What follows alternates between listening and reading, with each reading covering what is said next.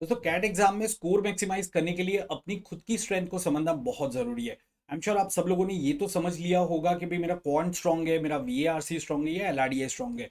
लेकिन क्या आपने ये चीज को एनालाइज किया है कि जो 25% टीटा क्वेश्चन आते हैं आपके पूरे पेपर में एंड बाकी के 75% आपके एमसीक्यू क्वेश्चन आते हैं, तो उनमें से कौन से क्वेश्चंस बेटर आपके लिए वर्क करते हैं? तो अगर आपने अब तक उसको एनालाइज नहीं किया है तो इस वीडियो में मैं आपको बताऊंगा कि आप कैसे वो चीज को एनालाइज कर सकते हो और आने वाले 10 से 12 दिन में भी आप उसको आइडेंटिफाई करके उसके हिसाब से एक्ट कर सकते हो एक्चुअल एग्जाम में, जिससे डेफिनेटली आपका स्कोर इंप्रूव हो सकता है। तो चलिए समझते हैं कि कैसे आइडेंटिफाई करें which is best for me, मतलब मुझे ज्यादा टीटा क्वेश्चन अटेम्प्ट करने चाहिए या एमसीक्यू अटेम्प्ट करने चाहिए। क्योंकि डेफिनेटली हम एक चीज तो कहते ही कहते हैं कि हमेशा इजी क्वेश्चन अटेम्प्ट करो, लेकिन इजी क्वेश्चन में भी अगर मेरे पास दो ऑप्शन है कि एक टीटा क्वेश्चन है एक एमसीक्यू है, तो मुझे पहले किसको अटेंड करना चाहिए? तो उसके लिए मुझे समझना जरूरी है कि मेरे लिए क्या वर्क करता है। तो एक तरीका है कि अगर आपने सफिशिएंट मॉक लिखे हैं तो आप अपने मॉक को एनालाइज कर सकते हो। It will take about 30 to 40 minutes for you to do this analysis. जैसे मैं यहाँ पे आपको एक सेक्शन का एनालिसिस करके दिखाता हूँ। सपोज एक स्टूडेंट ने कौन सेक्शन के स्कोर मेरे साथ शेयर किए, तो उसमें मैंने देखा कि उसने मॉक वन में कौन सेक्शन में, आपको पता है टोटल 22 क्वेश्चंस थे, उसमें उसने 3 टीटा क्वेश्चन अटेम्प्ट किए थे जिसमें से उसके 2 सही थे, एंड एमसीक्यू उसने 6 अटेम्प्ट किए थे उसके 5 सही थे। मतलब टोटल उसने 9 अटेम्प्ट किए थे जिसमें उसके 7 सही थे। सिमिलरली दूसरे मॉक के अगर मैं डेटा देखता हूं तो कम से कम मुझे 5 मॉक का डेटा देखना पड़ेगा।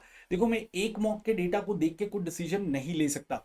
तो अगर मैं आगे मॉक के स्कोर्स देखता हूं तो मुझे पता चल रहा है कि यहाँ पे उसने 2 अटेम्प्ट किए टीटा जिसमें 0 सही था, 3 अटेम्प्ट किया 1 सही था, 4 अटेम्प्ट किए 2 सही था। जबकि यहाँ पे अगर वो देखते हो तो यहाँ पे उसकी एक्यूरेसी काफी अच्छी है, मतलब ऑलमोस्ट एक आध क्वेश्चन उसका गलत होता है ऑन एन एवरेज एमसीक्यू में। तो यहाँ पे अगर उसके पास चॉइसेस है तो डेफिनेटली उसको एमसीक्यू को थोड़ा ज्यादा अटेम्प्ट करना चाहिए।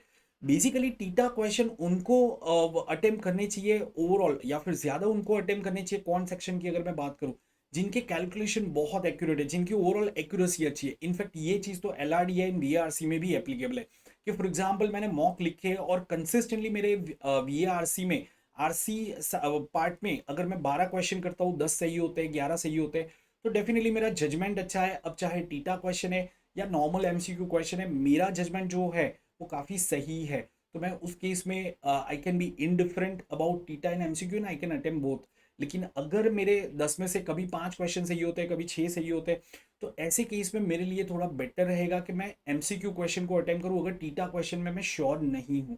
ठीक है, तो आप ये चीज को देख के आगे अटेम्प्ट कर सकते हो। इनफैक्ट अगर आपने इतने ज्यादा मॉक नहीं लिखे हैं तो यहाँ पे मैं आपको एक छोटा सा टेस्ट प्रोवाइड कर रहा हूँ 5 क्वेश्चन का, पर्टिकुलरली क्वांट में आपकी एक्यूरेसी जज करने के लिए। और इससे आप एलआरडीआई की भी अपनी एक्यूरेसी एक्चुअली वेरीफाई कर सकते हो, क्योंकि कहीं ना कहीं उसमें आपको कैलकुलेशंस और नंबर्स के साथ में तो खेलना ही होता है। तो आप ये 5 क्वेश्चन का एक छोटा छोटा सा टेस्ट ले सकते हो एंड आप देख सकते हो ये सारे पांचों टीटा क्वेश्चन है। अगर आपके 5 में से 4 सही होते हैं या पांचों सही होते हैं, डेफिनेटली आप टीटा क्वेश्चन को ज्यादा प्रायोरिटी दे सकते हो। ठीक है, एक चीज मैंने यहाँ पे अज्यूम करी है कि एरिथमेटिक आप सबने किया ही होगा, आपको एरिथमेटिक के कॉन्सेप्ट्स आते होंगे, तो क्वेश्चन मैंने मॉडरेट लेवल के रखे हैं, बहुत डिफिकल्ट क्वेश्चन नहीं है, और ज्यादातर एरिथमेटिक के क्वेश्चन रखे।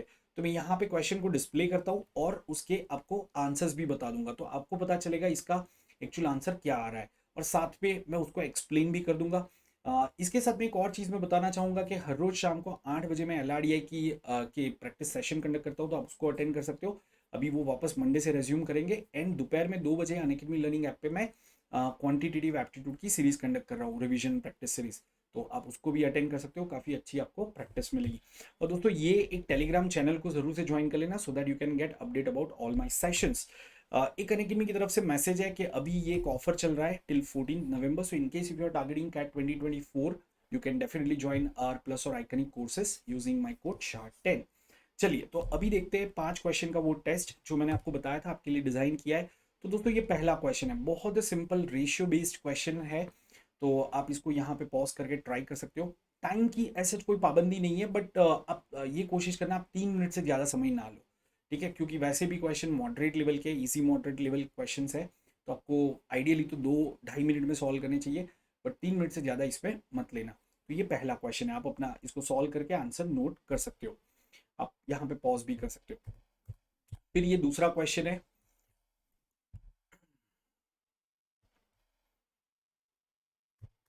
यहाँ पे है तीसरा क्वेश्चन।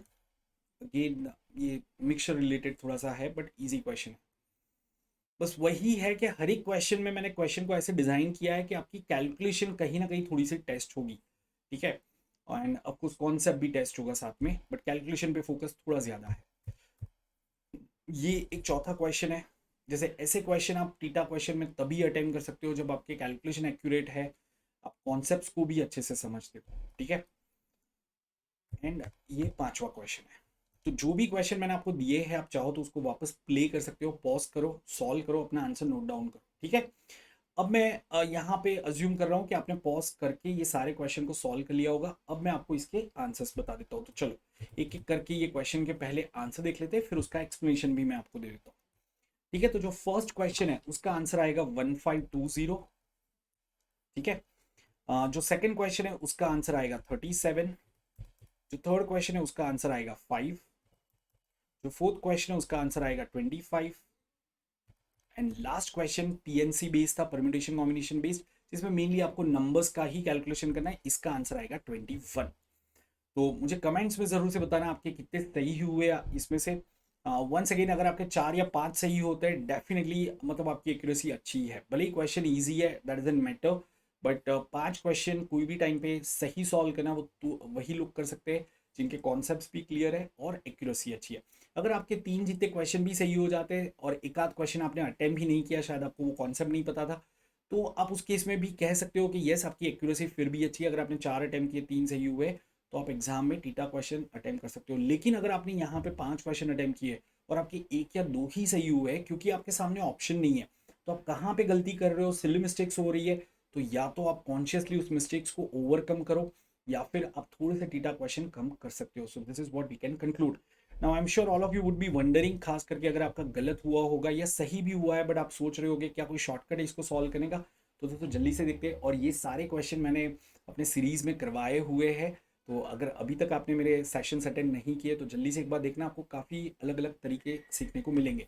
जैसे ये क्वेश्चन तो बड़ा सिंपल है। 4500 was distributed among Aman, Baman and Chaman ABC, and from the amount that they received 4500 हमने 3 लोगों को दिया है, ए बी और सी को। उसमें से उन्होंने क्या किया, 110 120 140 रिस्पेक्टिवली स्पेंड कर दिया, मतलब उन्होंने 370 रुपये स्पेंड कर दिए। अब बचा कितना उनके पास, 4130 अमाउंट बचा है उनके पास में, ठीक है। तो उसको अब हमें क्या बताया था, amounts then left with A B was in the ratio 3:4। तो अब जो अमाउंट ए और बी के पास में बचा है वो 3:4 में है, एंड बमन एंड चमन के पास जो अमाउंट बचा है वो 5:6 के रेशियो में है। तो तीनों के पास जो अमाउंट बचा है, क्या मैं उसको एक कंटिन्यूस रेशियो में कन्वर्ट कर सकता हूँ 4-5 का एलसीएम लेके? तो क्या आ जाएगा, 15 20 24 आ जाएगा। तो इस रेशियो में इस अमाउंट को हमें डिस्ट्रीब्यूट कर देना है, क्योंकि ये बचा हुआ अमाउंट है और ये तीनों के पास इस रेशियो में है। तो अगर आप इसको इस रेशियो में डिवाइड करोगे तो आपको पता चलेगा यहाँ पे 15 + 20 35 + 24 59 आएगा। 413 डिविजिबल बाई 59, 59 7 ज़ा 413, 67 ज़ा 420। तो यहाँ पे इनटू हमें 70 करना पड़ेगा। सो हर एक को हमें 70 से मल्टीप्लाई करना है ना। तो यहाँ पे 20 × 70 कितना आ जाएगा, 1400। और उसमें उसने जो अमाउंट स्पेंड किया था वो भी तो जोड़ना पड़ेगा, और यही छोटे छोटे मिस्टेक स्टूडेंट्स कर बैठते हैं। तो दोस्तों यहाँ पे आंसर आ जाएगा 1520, ठीक है। आइडियली ये क्वेश्चन आप 1 से 1.5 मिनट में कर सकते थे अगर अच्छे से जल्दी से कर लेते हो, बट गलती नहीं होनी चाहिए, ठीक है। सिमिलरली ये क्वेश्चन को देखते हैं जिसका आंसर 37 आया था। सिंपल एवरेज एज का क्वेश्चन है। तो ऐसे क्वेश्चन में आप कोई शॉर्टकट वगैरह यूज नहीं करोगे, सिंपल कैलकुलेशन करोगे तो भी बेटर रहेगा कि भाई नंबर ऑफ मेंबर्स कितने हैं वो लिख देते हैं, एवरेज एज उनका क्या है एंड टोटल एज क्या है ऐसे लिख देते हैं, और ईयर यहाँ पे लिख देते हैं कि ईयर 2000 की बात है, फिर 5 साल बाद मतलब ईयर 2005 की बात है, और फिर 1 साल और मतलब 2006 की बात है। तो इनिशियली कितने मेंबर्स थे, 6 मेंबर्स थे, उनका एवरेज एज ए ईयर्स दिया हुआ है, तो टोटल एज क्या हो जाएगा, 6A हो जाएगा। अब 5 साल बाद एक चाइल्ड बॉर्न हो रहा है तो 7 लोग हो जाएंगे, और हमें एवरेज नहीं बताया उस टाइम पे। तो डेफिनेटली यहाँ पे मैं कह सकता हूँ कि यार एक बंदा तो ऐड हो गया, लेकिन कहने से ये 6 लोगों की एज में 5-5 साल का इंक्रीज हुआ है, मतलब टोटल जो एज है उसमें 30 ईयर्स का इंक्रीज हुआ होगा, क्योंकि चाइल्ड तो जस्ट बॉर्न हुआ है तो उसका तो एज काउंट नहीं होगा। एंड अभी 1 साल और, तो उसके बाद में नंबर ऑफ मेंबर्स तो 7 ही रहेंगे, उनका एवरेज एज हमें ए दिया है, ठीक है। और कैन आई से ये 7 लोगों की एज एक एक साल इंक्रीज हो जाएगी एक साल में, तो यहाँ पे टोटल एज क्या होना चाहिए, 6a + 37 होना चाहिए। नाउ आई कैन इजीली से 7a = 6a + 37, तो a कितना आ जाएगा, 37 आ जाएगा। So this was absolutely an easy question, but वही है कि सिली मिस्टेक तो हम नहीं कर रहे हैं ना, ये चीज़ का ध्यान रखना है। इसीलिए मैंने ये इस टाइप का एक टेस्ट आप लोगों के लिए डिजाइन किया था 5 क्वेश्चन का, ठीक है। जैसे ये वाला क्वेश्चन है, ठीक है, इससे आसान क्वेश्चन शायद ही आपको देखने को मिलेगा, राइट।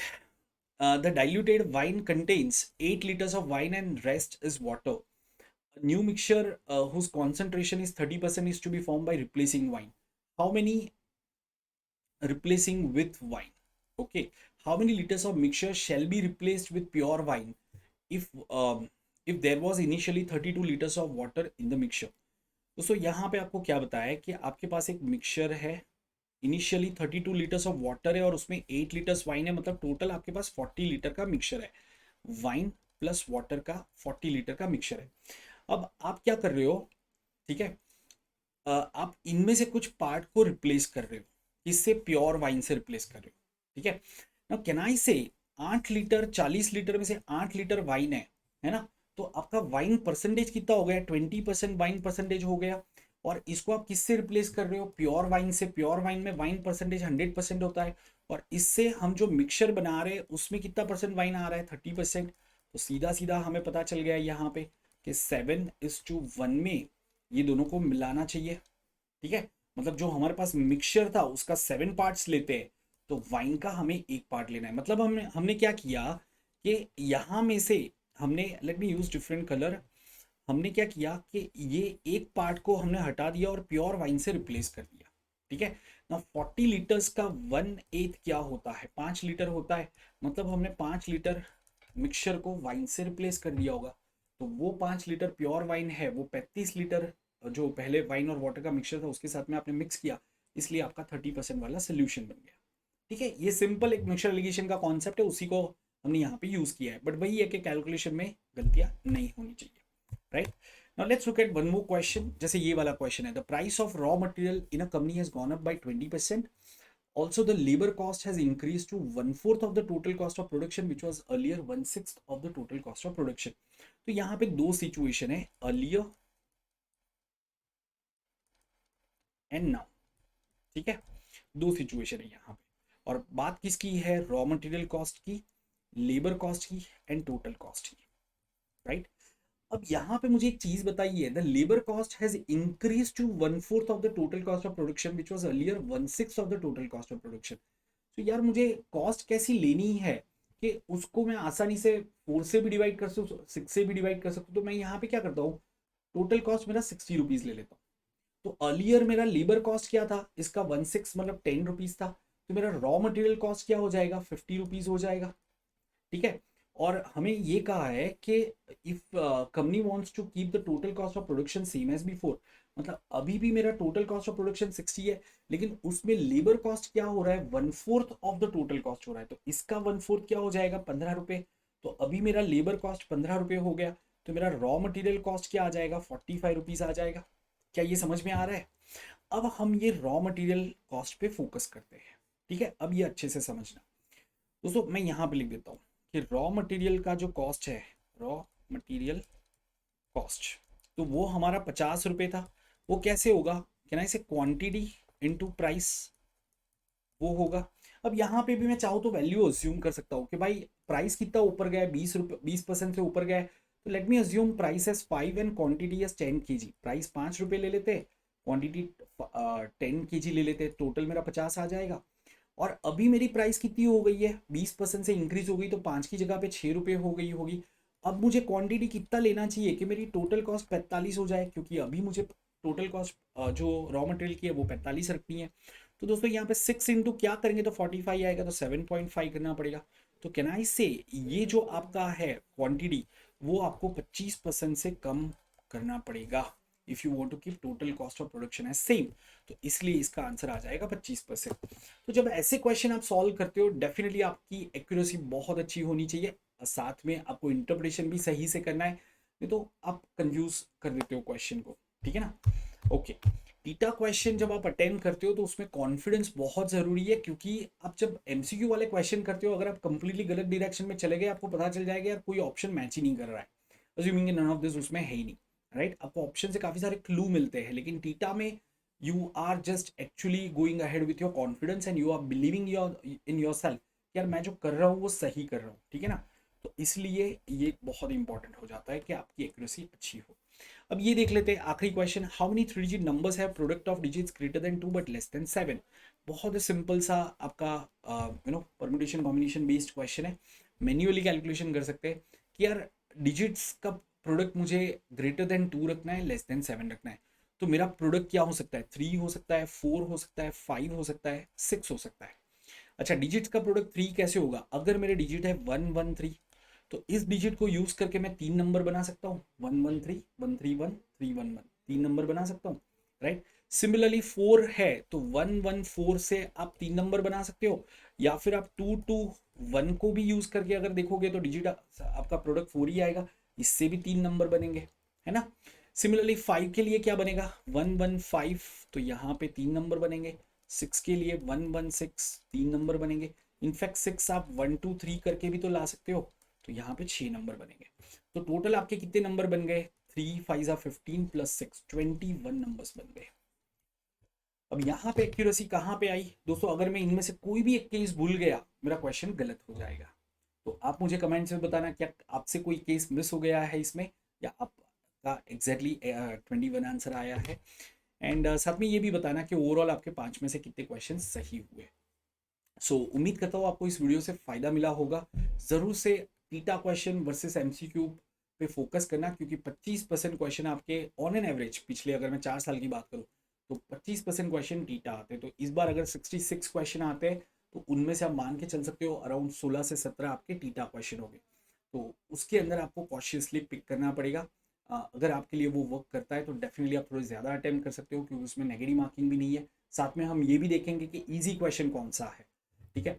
और अगर आपके लिए वो ज़्यादा वर्क नहीं करता है तो आप 2-3 इजी क्वेश्चन उसके पिक करो, बट ज़्यादातर आप एमसीक्यू पे फोकस करो, ताकि आपको एक गाइडिंग लाइन मिल जाए कि यार मेरे ऑप्शन करेक्ट है कि नहीं है, ठीक है। श्योर, दैट्स इट दोस्तों, बाकी मिलते हैं नेक्स्ट वीडियो में। दिवाली की फिर से आप सबको बहुत बहुत शुभकामनाएं, एंजॉय करो और फिर मेरे साथ जुड़ना कल दोपहर में 2 बजे।